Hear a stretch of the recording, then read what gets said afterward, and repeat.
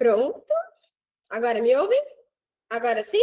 Voltou, mas agora a câmera não está aparecendo, né? Que ótimo. Vamos desativar e ativar a câmera. Agora? Estão me vendo? Não. Vou sair e entrar de novo, tá, gente? Espera aí.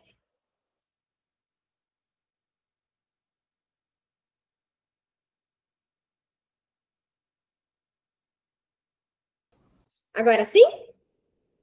Me escutam, me enxergam, me veem? Oh, que beleza! O Meet, né? O Meet e as suas birras. Né? Ele tem que sempre dar uma birrinha com a gente. Por que não, né? Tudo bem, gente? Muita gente aqui. Ai, que delícia! Muita gente nova, a gente vai se conhecendo no caminho. Sejam bem-vindas para quem está no ciclo 2 do Entre Linhas. E que bom que vocês estão aqui de novo. Quem já está comigo desde o primeirinho, muito obrigada pela confiança. Começamos hoje um livro novo, Odeio Meus Pais. É a continuação do Ateliê Clínico, da Marion. E só para contextualizar, quem não pegou o ateliê, o primeiro, né? O ciclo anterior, no primeiro livro, a Marion faz todo um esboço da teoria dela antes de apresentar os casos. Então, ela conta como é que ela foi estruturando a clínica dela, como é que ela foi entendendo através dos autores. Então, ela cita ali alguns autores de todo o percurso psicanalítico dela. Inclusive, ela fala em todos os ateliês que as referências dela são meio repetidas. Então, todos os ateliês têm as mesmas referências bibliográficas e tudo mais. Mas ela fala como que ela foi construindo esse ouvir do paciente, através da repetição das historinhas, né? As historinhas é quase que um conceito que ela traz disso, de que quando o paciente vai contando as historinhas para a gente vai montando uma construção de um cenário, aquilo que se repete. E através da elaboração dessas historinhas, a elaboração do traço traumático infantil, ou seja, né, daquilo que o paciente traz do traumático, ela consegue ir interpretando e chegando ali na raiz da angústia. Então, foi mais ou menos isso que a gente viu na primeira parte do livro 1, né, do primeiro livro que a gente leu. Para quem não acompanhou, para quem está chegando agora, tem lá no YouTube, se quiser ler, são 9 horas de encontro, assim, rapidinho, colocando 2 vezes, vai rapidinho, compra o livro ou não compra, só escuta, porque eu acho que vale muito a pena, principalmente a primeira parte, que é a parte teórica, né, porque é a primeira parte que endossa toda a construção. Os outros ateliês são mais os casos clínicos mesmo em si, que ela vai apresentando. Como é que ela estrutura? Ela sempre abre um grupo de psicanalistas, de colegas e apresenta um caso. Ela fala que é muito diferente de uma supervisão, porque não é algo como orientação, mas é um pensar junto, um pensar coletivo sobre o caso. A construção inconsciente do caso. Então, são 4 encontros, onde esses colegas vão trazendo um caso, uma pessoa, e juntos eles vão tentando decifrar um enigma, uma charada, que é mais ou menos o motivo de por que esse paciente sofre, qual é o trauma desse paciente, né? Então, eles vão tentando fazer essa construção clínica, e é muito rica. O primeiro livro a gente viu só o caso da Deb, que era que veio com a queixa da tentativa de sair de um casamento, mas depois a gente viu que não era nada disso, né? A questão de onde ela se prendia, ela falava que ela teve um sonho, algo como se prender no porão, e depois a gente foi vendo que, na verdade, o porão dela, aquilo que ela se prendia, era a impossibilidade de viver o prazer. Né? Então, aí ela veio com toda essa construção. No final, ela viu que não era nada com o casamento, mas sim com essa libertação interna e psíquica que ela precisava fazer. Então, esse foi o primeiro caso que a gente leu e mais ou menos o que a gente viu no primeiro livro. No primeiro livro, eu queria ressaltar um parágrafo só, que eu acho que responde ao título do livro. Né? O primeiro livro é esse, Isa, ó. Para que serve uma análise?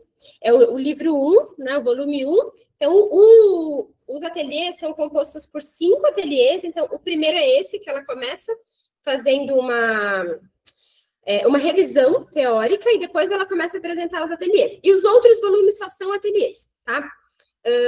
E aí, do primeiro livro, eu queria destacar, né, quando ela fala para que serve uma análise, é o título do livro, ela vem com uma resposta no final da discussão teórica, né? Ela fala assim: Uma análise serve para oferecer, no campo transferencial, as condições necessárias para que o paciente consiga retomar o processo de subjetivação de experiências emocionais interrompido pelo traumático. A elaboração e a integração dessas experiências lhe permitirão abandonar a posição de assujeitado àquilo que a vida lhe impôs para aceder à posição de sujeito da própria vida. Haverá de ser eu sujeito aonde era id superior.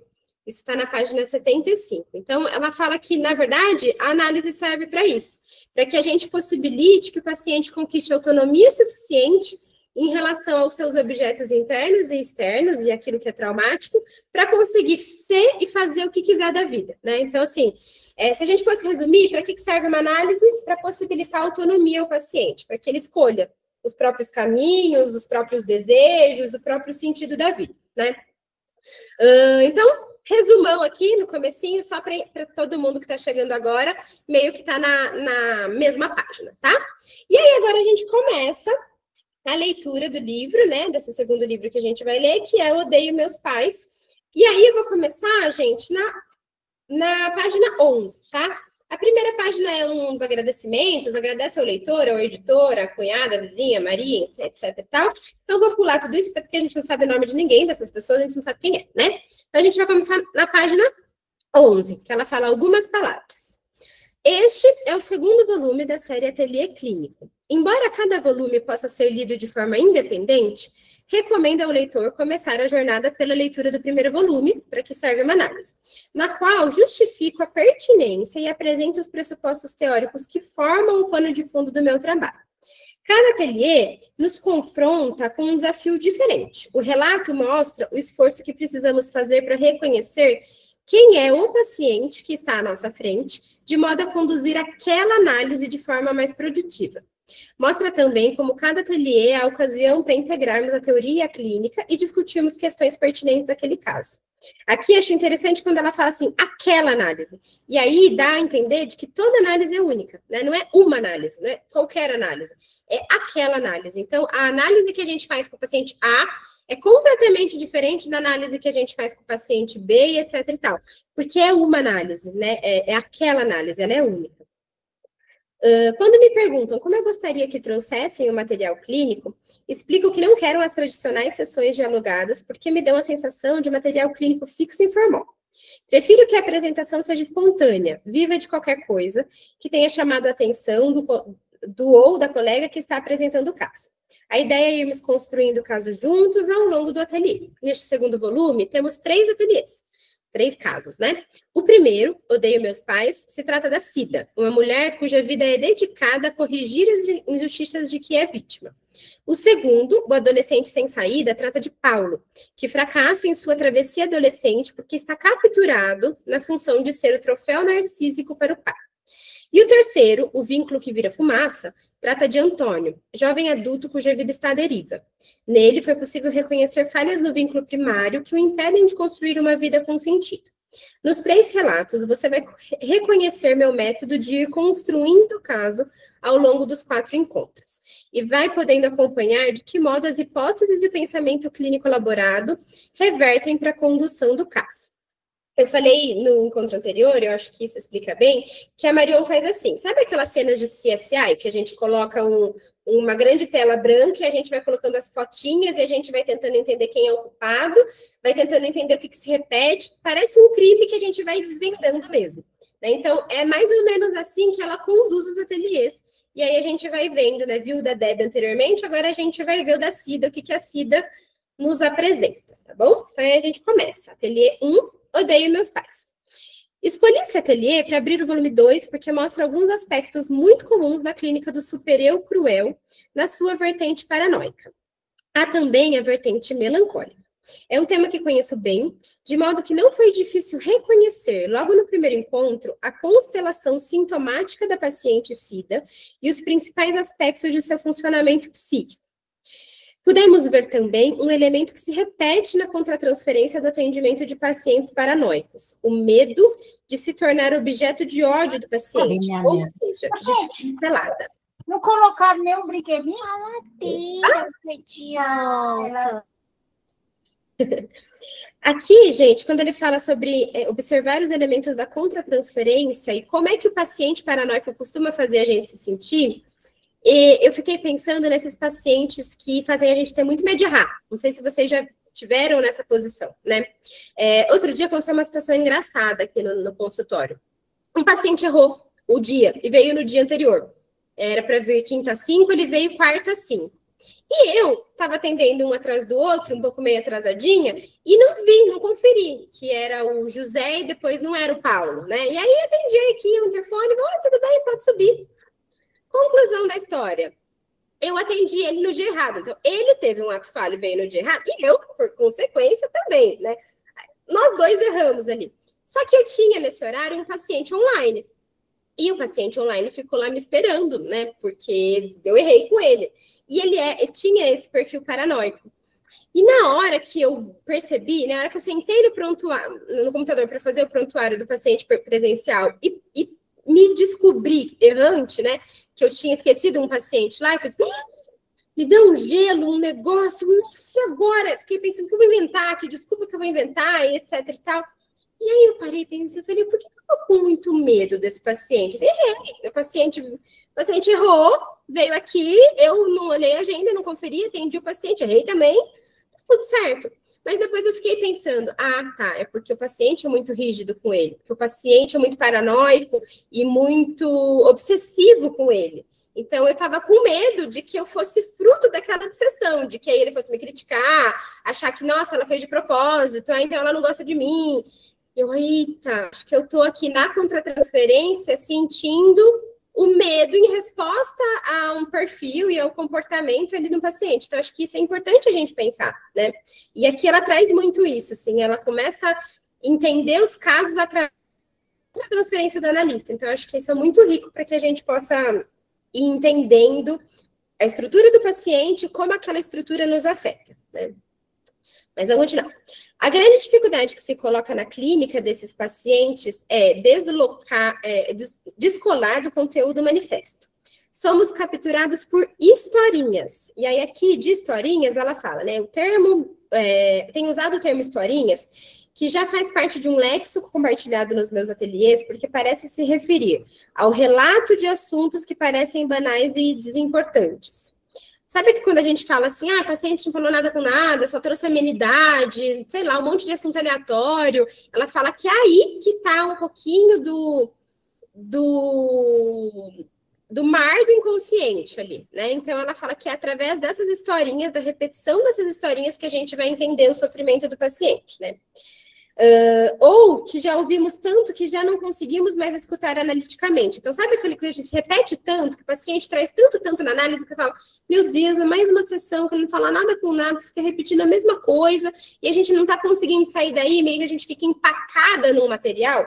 Ela diz que a partir daí, né, insisto muito a riqueza dessas historinhas, porque é lá, na repetição delas, que está o material, que, ao meu ver, ao ser interpretado, permite ao paciente retomar o processo de simbolização interrompido pelo traumático. Então, ela fala, né, somos capturados por historinhas muito convincentes, sempre as mesmas, de como foram desrespeitados, humilhados, prejudicados ou injustiçados. E como não tiveram alternativa, a não ser partir para a briga. Corremos o risco de fazer intervenções superegóicas que retraumatizam o paciente e instalam uma transferência negativa difícil de manejar. Para evitar esse problema, e para ajudar o paciente a retomar seu processo de simbolização do traumático, não há outro caminho a não ser acessar o sofrimento da criança no adulto. E é que ela cita Ferenczi, né, quando ele fala sobre a criança no adulto, e que ela acrescenta um hífen para deixar claro que se trata de um conceito, né, do infantil, daquilo que está relacionado com o arcaico, né? Então, hoje a gente fala muito de criança interior, né? Então, ela fala desse termo. É uma referência aos restos não integrados da nossa história emocional e a cicatriz viva de um passado que não passou e continua produzindo efeitos em nossas vidas, né? Como Freud falou, a gente é carregado de restos da infância, né? Então, ela fala sobre isso, né? Que a clínica dela, ela traz muito essa questão de tentar achar na criança interior aquilo que foi traumático e aí desprender toda a análise. Como esse caso é muito típico, foi uma excelente oportunidade para mostrar aos participantes do ateliê como as ideias que desenvolvi no meu texto sobre a constituição do super-eu cruel nos ajudam a entender e a trabalhar com esse tipo de paciente. Foi um bom exercício de integração teórico-clínica. Sobre o super-eu cruel, para a gente entender um pouquinho desse conceito, tem uma aula da Marion, da própria Marion no YouTube, chama acho que é o Nascimento do Super-eu Cruel. Depois, a Elida que compartilhou, eu também assisti essa aula, é muito boa. Depois eu mando o link lá para vocês no grupo, que ela fala como é que é a constituição desse super-eu cruel.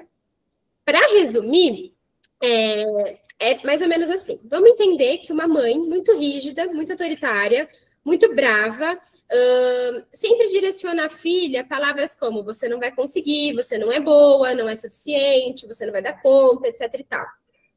Essa mãe, ela começa a representar uma entidade, ela começa a ser quase como um monstro. Ela para de ser só a figura da mãe e ela passa a ser uma entidade, como se fosse um fantasma. E existe a identificação projetiva com o abusador, com o agressor. Então, ela passa de algo externo que me aflige, que me violenta, para internalização desse fantasma. Então, existe uma identificação projetiva. Né? Aquilo que era uma entidade, um monstrinho ruim, duro, cruel, e que era fora, passa a viver dentro de mim. E aí eu começo a reproduzir em mim as violências que me foram afetadas, né? Então, ela fala mais ou menos sobre isso. Isso é a constituição do super-eu cruel. Obrigada, Lia. A Elisa mandou o link lá do vídeo no grupo. Essa aula é super legal, super curtinha, tem duração de uma hora, mas explica esse conceito do super-eu cruel. E é importante porque aqui ela vai falar exatamente como a gente identifica o super-eu cruel no paciente e como a gente faz para libertar esse fantasma, para que o paciente pare de reproduzir consigo próprio o que foi feito a ele, né? Esse traço do traumático que foi feito a ele. Então, era mais ou menos isso, né? Então, agora a gente vai falar da Cida propriamente dita. A Cida chegou, vamos conhecer a Cida. Primeiro encontro, lembrando que tem 4 encontros. Então, vamos lá para o primeiro. Cida, 30 anos, enfermeira. É a mais velha de 3 irmãos. Conta uma história cheia de tragédias, transbordando de ódio por todos os poros. Minha gestação não foi planejada. Nasci de um momento de loucura daquele homem, pai, que transou com aquela mulher, mãe. Ela era uma mulher da vida. Não tive pai nem mãe. Tive 2 bichos que se uniram e pariram uma filha. Desde os 7 anos, tive que ajudar a cozinhar, lavar, limpar e cuidar dos meus irmãos. Com 10 anos, minha mãe saiu de casa. Meu pai tinha sumido. Eu e meus irmãos ficamos 3 dias na calçada esperando que alguém nos ajudasse. Com 14 anos, descobri que minha mãe tinha fugido para se casar com outro homem. Aqui é interessante que ela fala aquele homem, aquela mulher, né? Quase uma raiva projetada. Tipo, não é minha mãe, não é meu pai, é aquele, né? Sei lá quem é, né? É distante de mim. Minha mãe teve complicações no meu parto e quase morreu. Toda hora ela me dizia, você quase me matou. Apesar do ódio que eu sentia dela, quando descobri que meu pai estava traindo, fiquei revoltada. Peitei o meu pai para defendê-lo. Ele ficou com ódio de mim e dizia que eu era uma vagabunda, igual a minha mãe. Sempre fui considerada bocuda porque eu não aceitava as coisas, dizia tudo na cara. Fiz isso com meu pai, faço isso com todo mundo. E aí ela começa a análise, né? Uau! Cida sabe como causar impacto. De todas essas tragédias, as que se destacam na minha escuta são as 2 últimas. A mãe que a acusa de quase matá-la. E ela peitando o pai, que a acusa de ser vagabunda e bocuda. Explico aos participantes do ateliê que essas historinhas chamam mais a minha atenção porque as interpreto como ataques filicidas. O pano de fundo da minha escuta são as ideias que desenvolvi no meu texto sobre a constituição do super-eu cruel. É exatamente isso que ela fala, né? Chama a atenção essas 2 historinhas porque são as violências que são dos pais para os filhos, né? Que ela fala sobre isso, né? Meu pai me chamava de vagabunda e minha mãe me culpava porque quase morreu por causa de mim. Então, são ataques aí de coisas que os pais projetam nos filhos. O aspecto paranoico do objeto projeta para dentro da criança seus próprios objetos internos maus. Vê a criança do mal como ameaça à sua integridade narcísica e deseja se livrar dela. São o que tenho chamado de ataques felicidas ou microvotos de morte. Veja só. Cida não deveria ter nascido. Ela veio atrapalhar a vida da mãe. Você quase me matou. E com o pai, a dinâmica é clássica.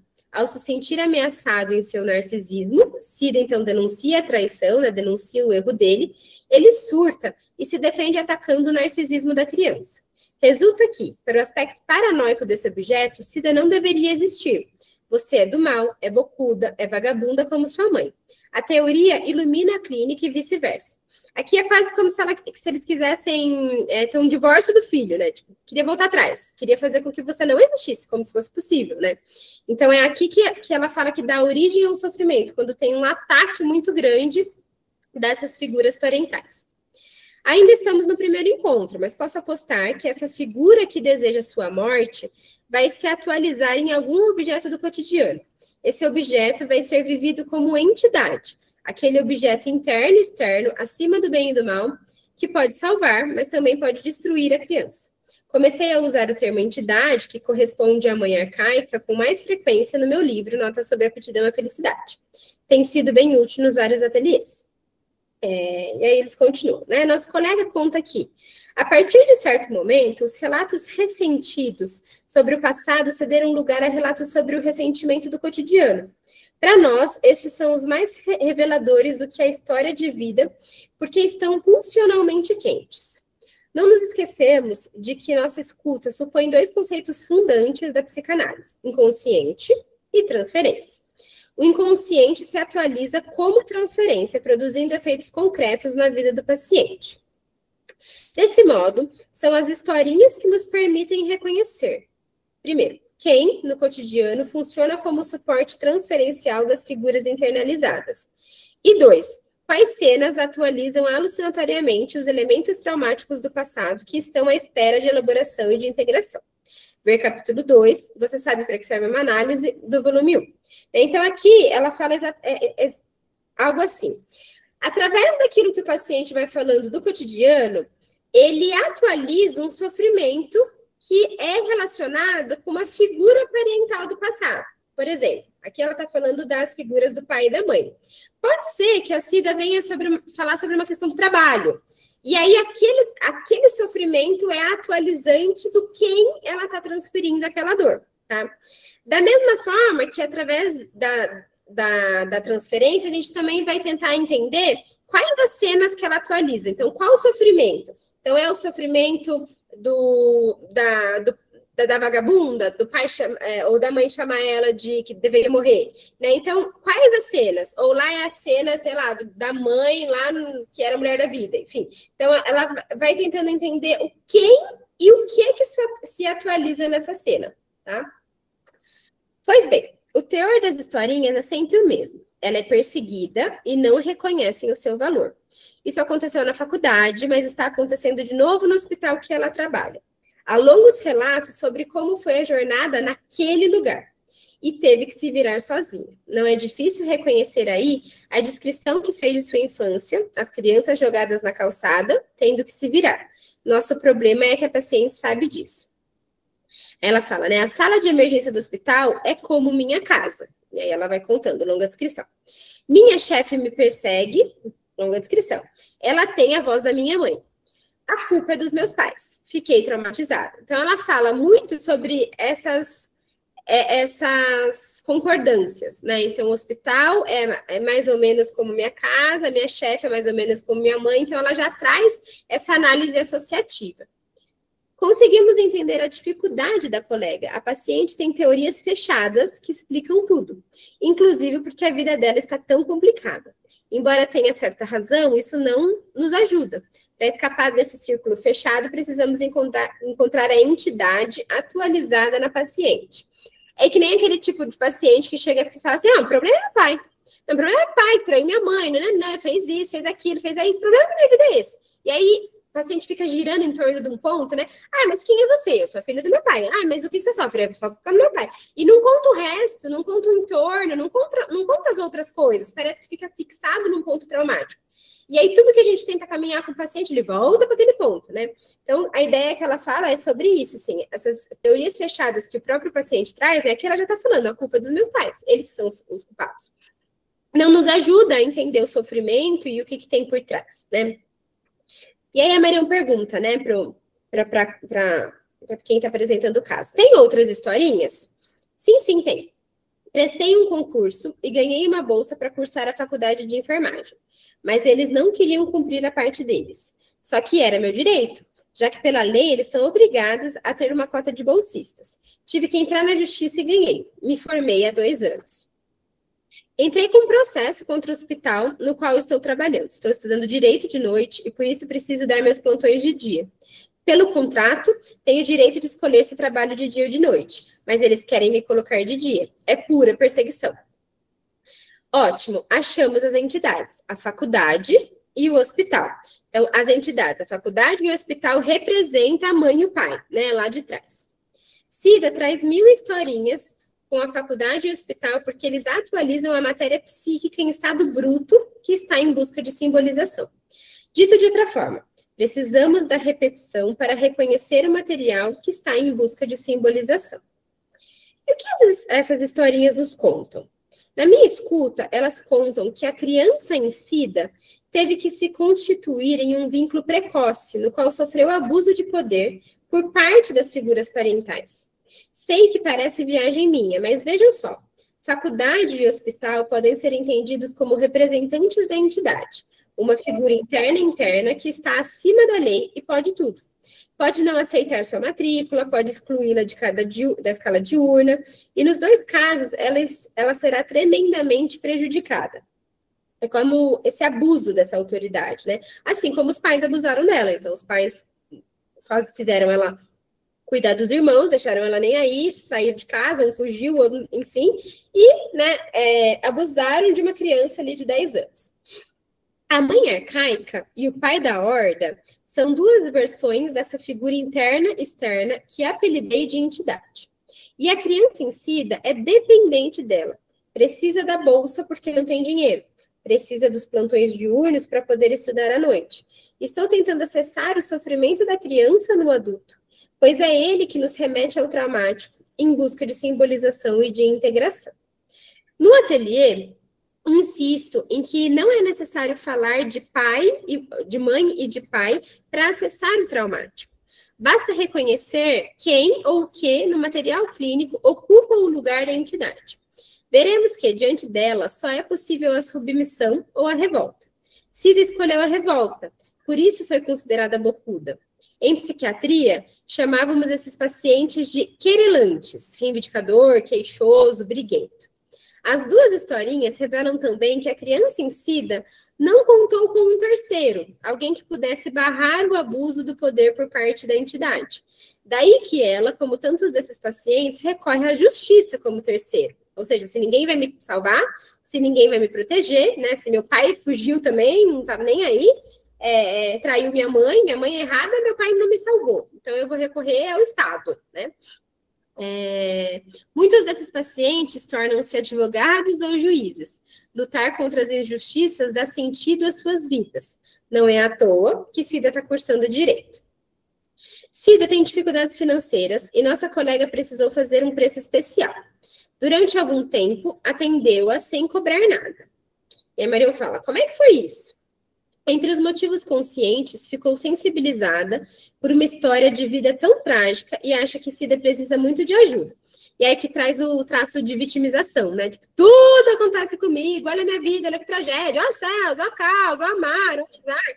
Sabe aquele tipo de paciente? Você fala, meu Deus, tá chovendo, reclama que tá chovendo, tá triste, reclama que tá triste, tá nublado, reclama que tá nublado, reclama de tudo. Tudo é um problema, né? Ai, nossa, olha minha unha, ai, mas não. Tudo é um problema, assim, né? Então, acho que traz esse traço desse paciente que faz muita tragédia acerca da própria vida, né? Claro que a vida dela tem vários sofrimentos, várias questões, não é isso.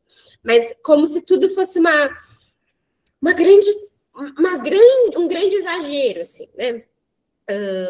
Entre os motivos inconscientes, e aqui entra a contra-transferência, a pessoa que está atendendo Cida, né, sente-se tentada a ser uma mãe melhor do que a que Cida teve.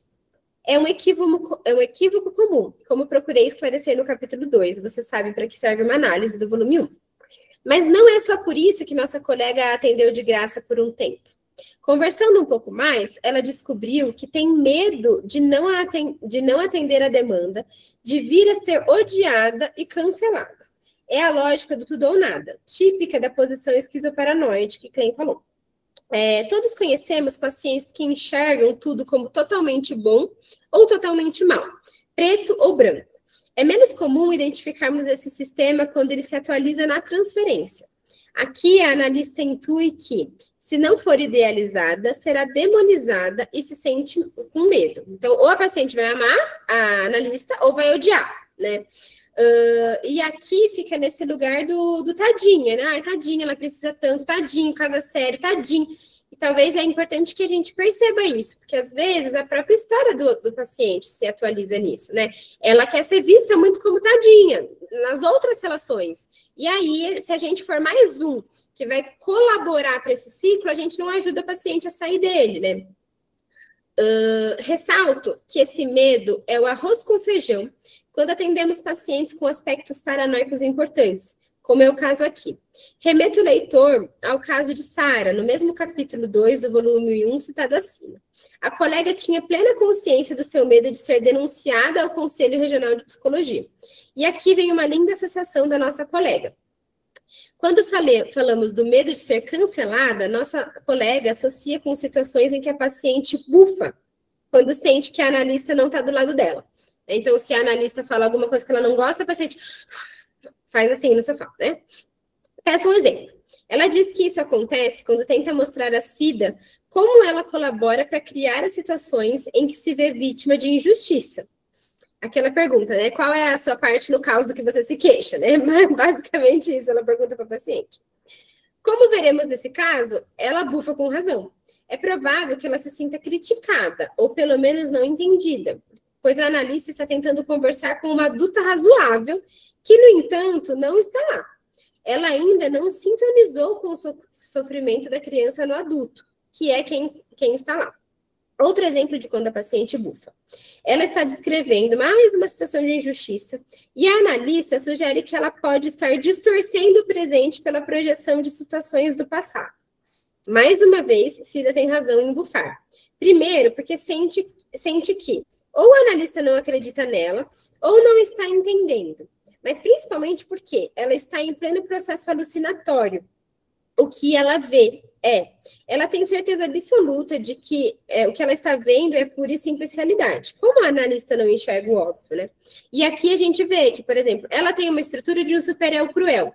Não adianta a gente, como analista, também ser cruel nesse lugar, né? Então, se ela traz uma coisa um sofrimento que, ao nosso ver, é muito exagerado, não cabe a gente falar, mas será que você não está exagerando? E se a gente olhar a situação de outra forma? Não adianta a gente reatualizar isso, porque a própria paciente já faz isso consigo própria. Então, se você falar isso, não vai colar, né? Vai ser uma intervenção que depois ela vai falar, não é isso.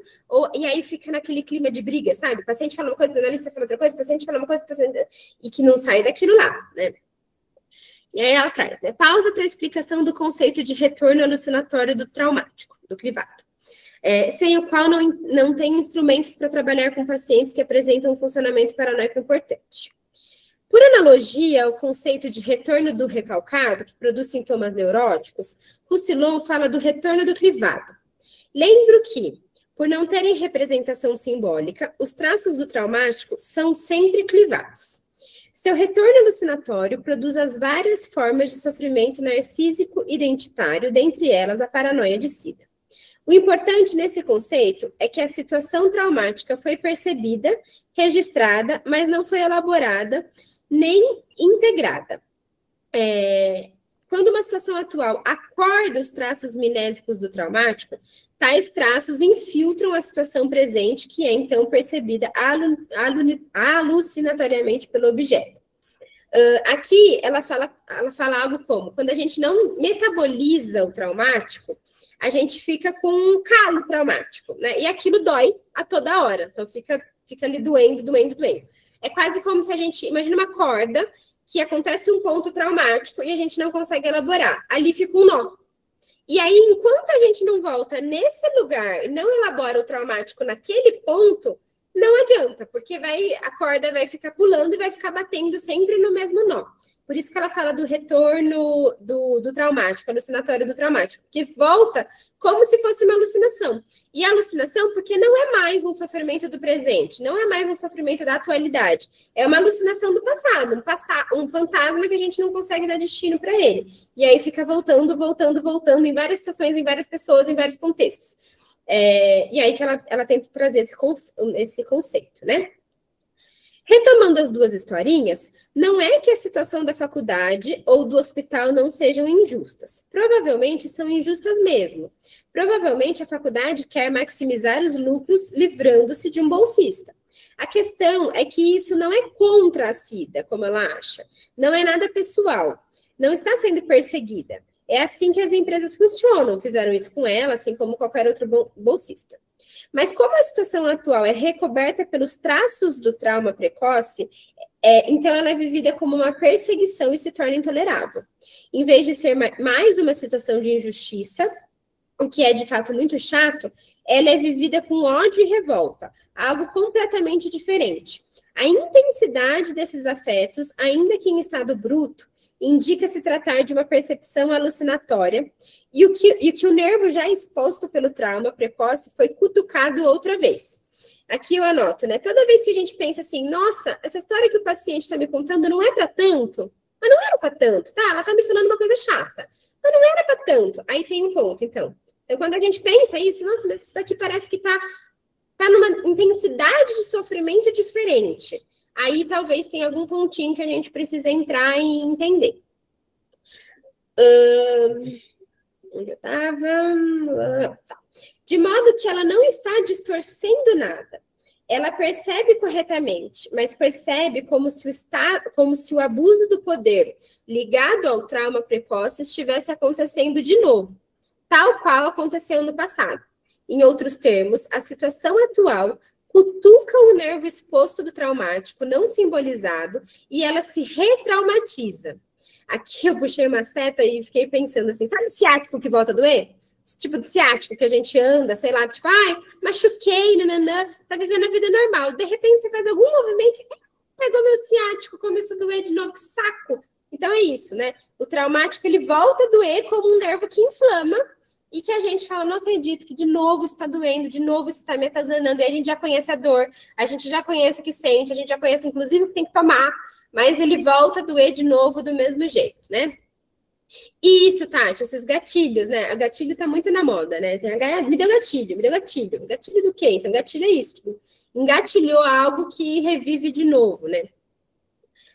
A dor do nervo exposto se transforma em ódio e em revolta. Mas agora que é adulta, não precisa se submeter possivelmente ao abuso de poder. Pode acionar a justiça, pode contar com um terceiro, o que não aconteceu nas situações em que só havia criança nela e a entidade. Uma dica para a escuta analítica. Assim como uma criança escolhe na caixa de ludo o material de que ela precisa para simbolizar o que está à espera de elaboração, o adulto também escolhe na sua caixa de ludo, que pode ser qualquer coisa, e especialmente tudo que lhe acontece, a historinha que presentifica o que está à espera de elaboração. Então, aqui é interessante que ela fala, nada é por acaso. Né? Nada é por acaso. Aquilo que o paciente escolhe, fala, escolhi falar de uma coisa boba. Tá, mas ele vasculhou ali uma caixa do inconsciente dele e ele está trazendo essa história aqui. Por quê?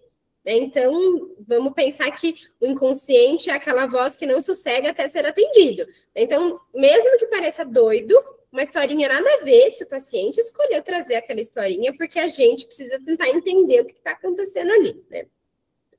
Como intervir como uma criança escolhe o lobo mau e brinca de ficar aterrorizada? Nós não vamos dizer que está distorcendo a realidade, que aquilo é apenas um boneco. Nós entramos na brincadeira. Que lobo assustador, o que vamos fazer com ele? Aqui é a mesma situação. Você sente que sozinha não dá para enfrentar a faculdade. Ela é muito mais poderosa do que você. Ou então, você fica revoltada quando sente que a faculdade abusa do seu poder. Ou então, você fica desesperada porque precisa cursar a faculdade e precisa de bolsa. Então, interpreta o sentimento que a paciente sente. É diferente de falar, mas você está exagerando, faculdades fazem isso mesmo. É diferente. Então, é interpretar aquilo que ela sente, né? Então, nossa, você fica...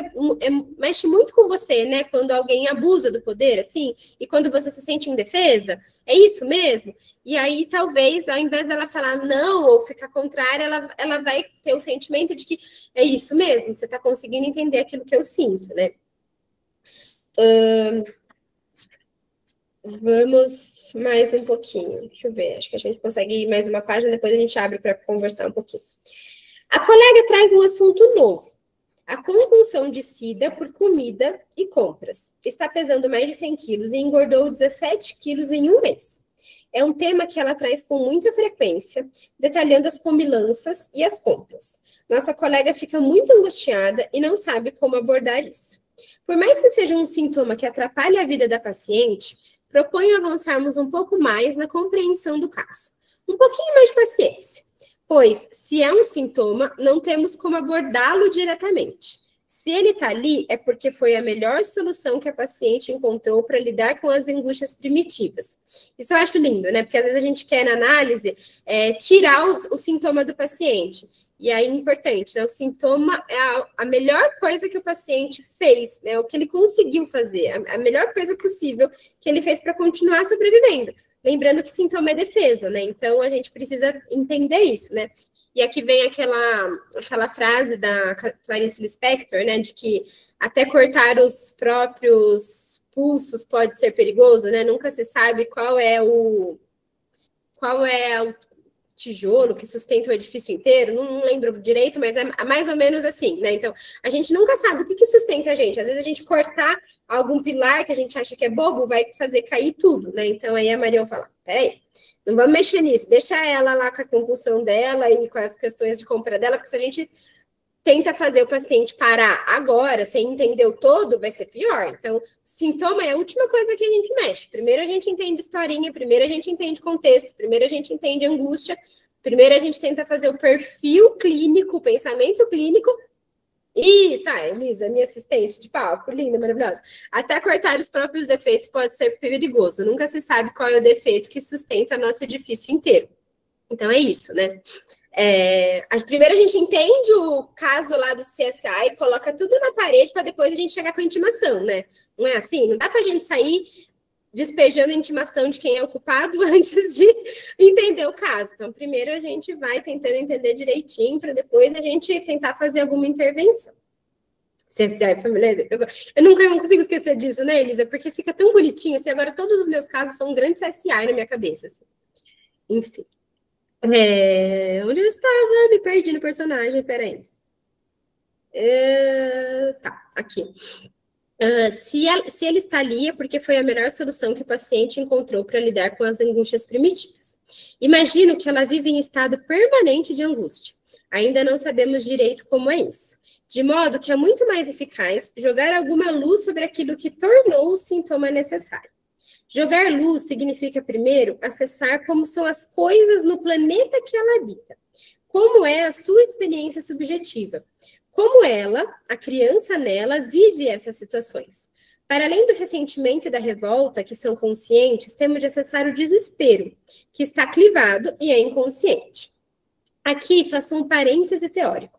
A diferença entre o clivado e o recalcado é que o primeiro ficou sem representação simbólica, enquanto o segundo tem representação, mas ela está inacessível. Para diminuir a clivagem, precisamos ajudar o paciente a retomar a simbolização primária. E para levantar o recalque, o processo a ser encaminhado é o da simbolização secundária. Recordo com os participantes as duas formas de simbolização, tal como desenvolver em trauma e simbolização. Aqui é ótimo, que ela vai citando os livros dela e depois a gente fica tentando entender que tem que ler todos, né? Para tentar entender o que ela fala. Porque assim, ela fala de um, fala do outro, fala dando, dá vontade de falar, calma aí, Marion, peraí que eu não consigo ler tudo ao mesmo tempo. Mas a gente vai entendendo o caminho. Mas aí é que ela tenta dar uma resumida.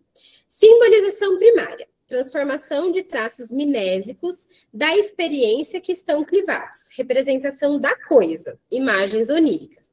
Simbolização secundária. Transformação de representação da coisa apropriado pelo aparelho da linguagem. Não só linguagem verbal, todos os tipos de linguagem.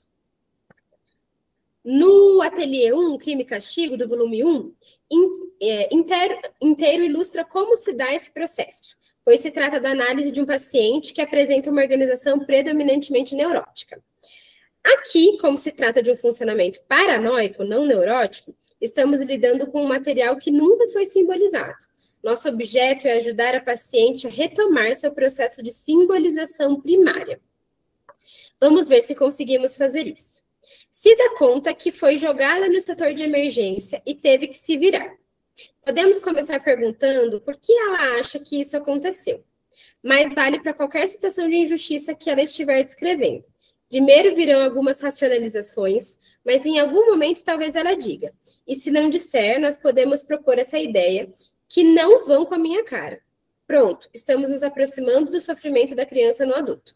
A figura parental não vai com a sua cara. Podemos, então, arriscar um passo a mais. E quando não vão com a sua cara, o que acontece? No caso da faculdade, é evidente que queriam se livrar dela, uma aluna que não paga e que está processando a instituição. No caso do hospital, gostariam de se livrar de uma enfermeira que dá trabalho, fica pedindo coisas demais e incomodando a organização da escala de plantões. Em poucas palavras, se não vão com a minha cara, eles, a entidade, as instituições, a figura parental, gostariam de se livrar de mim. Pronto, acessamos os microvotos de morte. Preferiam que eu não existisse. E qual é o próximo passo? O que sente uma criança que percebe e registra esses votos de morte? Ela só pode ficar aterrorizada. De modo que, se o paranoico se sente prejudicado e está imerso em angústias persecutórias, ele tem certa razão. E aí aqui a gente pode parar por hoje para pensar naquilo que alguns pacientes trazem, né? E isso é um relato muito recorrente de eu não tenho culpa de ter nascido. Né? É exatamente isso, assim, ela sente que os pais queriam se livrar dela e ela tem culpa de ter nascido. E agora ela se sente injustiçada por isso, porque ela não teve culpa, tudo se atualiza em várias injustiças que ela apresenta na vida, né? Então, é mais ou menos por aí que a banda toca. E agora, queria ouvir vocês. Até aqui, o que vocês sentiram, internalizaram? Como é que está sendo escutar a Cida?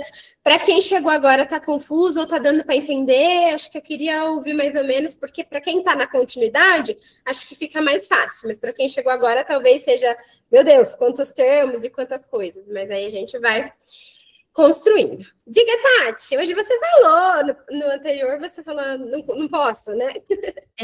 Eu assisti depois. Eu acho que eu nunca escrevi tanto num livro. O outro tá todo rabiscado. Mas sabe uma coisa que eu gostei dessa parte na página 23? Que até vocês usaram essa frase da Clarice? Sabe o que me lembrou? A Eli vai saber bem do que eu tô falando. Aquele jogo Jenga. Porque eu jogo Jenga, caiu, perdeu, de bloquinhos. Você vai montando os bloquinhos e vai tirando as peças. Dependendo da peça que você tira. Sim, que vem de madeirinha, né? Assim. Nossa, me lembrou muito, porque eu jogo com criança e eu tava jogando esses dias em casa e veio essa imagem na minha cabeça, mas tô adorando. Sim, eu não sabia como chamava esse jogo, Jenga? Tem vários nomes, Jenga, caiu, perdeu, acho que cada... Eu acho que eu sou da geração do caiu, perdeu, mas acho que fez bastante sentido, né? É o jeito lúdico de falar de Clarice Lispector, né? Sim. A Duda tá falando, é meu primeiro encontro, mas adorei o formato do Amando. Tive várias reflexões, pensamentos no meu caso. Eu falo que assim, depois que a gente lê Marion, a gente começa a ver toda a história dos pacientes, é uma historinha, toda a história é um CSA, e toda a história a gente fica, meu Deus, cadê o super eu cruel, cadê a entidade? A gente fica meio hiperfocado mesmo. Ela desperta uma pequena paixãozinha assim na gente, porque a gente começa a ver o mundo através, Jenga, através de como ela constrói, assim, esse pensamento, né? E é muito bacana, né? É isso, né, Eli? A gente revisita, assim, os casos de forma diferente, assim. Eu venho aprendido, assim, desde o último ateliê, parece que as coisas fazem mais sentido. E o que eu acho que fica encantador, né, e que anos e anos para Marion chegar aí, mas ela pega uma coisa banal que a gente, tipo, talvez com certeza, ou quase sempre passaria batido, né? E aí ela começa a extrair, assim, um ponto, e ela vai puxando, e aí parece aquele negócio que vai puxando o coelho da cartola, assim, não para mais de sair, né? E a gente fala, meu Deus, eu não sei se a gente teria esse olhar, assim, tão atento e tão cuidadoso para ela ir entendendo e fazendo uma conexão com a outra, né? E o legal é bem interessante. No livro anterior que não é uma supervisão, mas é uma supervisão. Para mim é como se fosse. É mais bonita, né? Tipo assim, oi, como assim não é uma supervisão, né? Porque ela faz bem, e aí fica fácil, assim. Não. E aí, em 4 encontros, né, gente? Tudo isso só para lembrar em 4 encontros. Então, eu fico pensando, né? Supervisão prêmio. É Nutella, não é Nutella, raiz ou Nutella? É Nutella, né? Tipo gourmet. Eu fico pensando como é que é isso, assim, em 4 encontros, como que seria participar desses ateliês, assim, me chama, Marion, por que você nunca me chamou, né? Me chama aqui, tô aqui disponível, né? É bem isso. E eu não sei se ela faz, assim, eu acho que ela, não sei se alguém acompanha ela nas redes sociais, eu acompanho, mas ela divulga ali? Como é que é, assim? Conta pra gente. Cadê você que eu não tô te vendo? Tá na manicure? O que tá acontecendo? Não. É que meu cabelo tá todo branco aqui. Mas ela faz, amiga. Eu vi que aí tem uma instituição que tava divulgando. Ela fez isso recentemente, aí ela abriu um ateliê. Mas quando eu vi, já tinha fechado. Quem souber, quem divulga. Eu acompanho a Marion, mas acho que ela não aparece muito para mim. Assim, o algoritmo não gosta dela, eu acho. Ela não aparece muito para mim. Mas a gente podia aparecer de bando, né? Sabe? Aquela... Tipo, Marion, então, assim, eu e minhas amigas, eu e 15 pessoas, eu e 100 pessoas, a gente quer participar de um ateliê seu. Seria bem legal. Mas, gente, então é isso. Vamos testar. A Marion junto com a Marília. Marion e Marília dá um trava-língua bom, né, Ellen? Vamos pensar, né? Obrigada pela participação de vocês de hoje. Foi um ótimo primeiro encontro, um ótimo novo encontro. Muito obrigada por quem segue aqui, muito obrigada por quem chegou agora.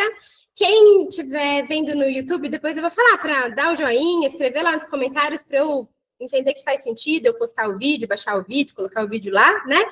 Então é isso, vejo vocês semana que vem às 16. Semana que vem eu vou estar num outro mood, num outro cenário, porque eu vou estar fazendo uma viagem. Então, assim, eu espero de todo coração que a internet funcione, que o hotel me dê um lugar adequado, entendeu? Para eu fazer o encontro. Vai dar tudo certo, mas eu estou avisando, né? Porque o Google já me trollou hoje, né? O Meet já me trollou hoje. Não quero que trolle na semana que vem. Mas estarei lá, nos encontramos semana que vem, tá bom? Beijo para vocês, bom final de semana, até sexta. Tchau, tchau.